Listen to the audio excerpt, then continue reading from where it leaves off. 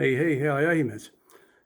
Kui sa oled kokkutulekulainel ja ennem ka seal käinud, siis kindlasti oled näinud seal sellist silti ja väga paljusid jahitrofeesid, mis on siit jahitoast pärit. Teeme väikese meenutuse kiiresti. Päris kõik veel ei ole seal käinud. Huntid on seal ulgumas käinud kõvasti. Igasugu muid loomasidki. Lõvid, krokodillid. Ja selleks aastaks katsume leevendada seda väikest võlga, mis on meil jäänud Eesti suurkiskjatega. Karu, ilves. Siin seisab üks kena poiss. Loodame, et see tuleb kaasa. Vastu palun ei osuta, ehkki tal on Tauno Kangro poolt tehtud mõõk ja tunnistus selle kohta. Siis on pisikene Kanada mustkaru. Loodame, et saab selle kaasa siit võtta. Siis on karuvaip. 2010 kütitud ta oli suuruselt või punktide arvestusest oli tükk aega Eesti 4, aga siis hakkasid tulema need Siberi karud ja kus iganes nad tulid, kelle karvkate on tunduvalt suurem, mis annab 3 punktidest. Nii karudest nii palju. Siis on nüüd ilvesed, millest jutt oli. Üks on vaibana siin seina peal.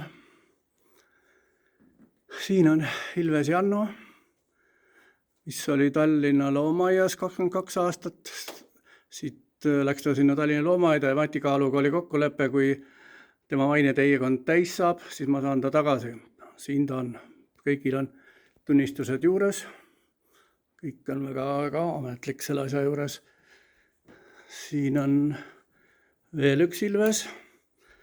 Need on, ma ei mäletagi, need on väga vanad asjad aastast 80ndate lõpus kusagilt.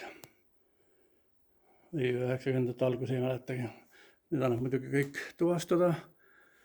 Need kassid on olnud. Ilves, karakal. Ja siit tuleb kohe veel üks väikene karu.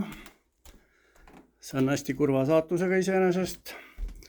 See on esimene ametlikult tunnistatud või tunnustatud kannibalismi juhtum, kus isa karu murdis selle ära, tõmbas tükkideks, ribadeks ja sõi seest tühjaks. Sisuliselt on ta tükkidest kokku pandud, 3,5 meetrit on õmblusi.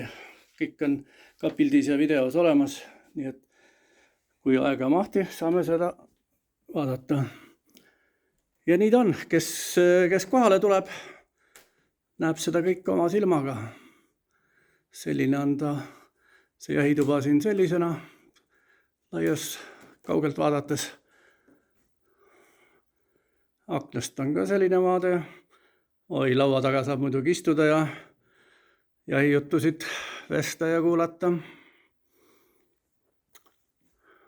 Aga siis kohtumiseni.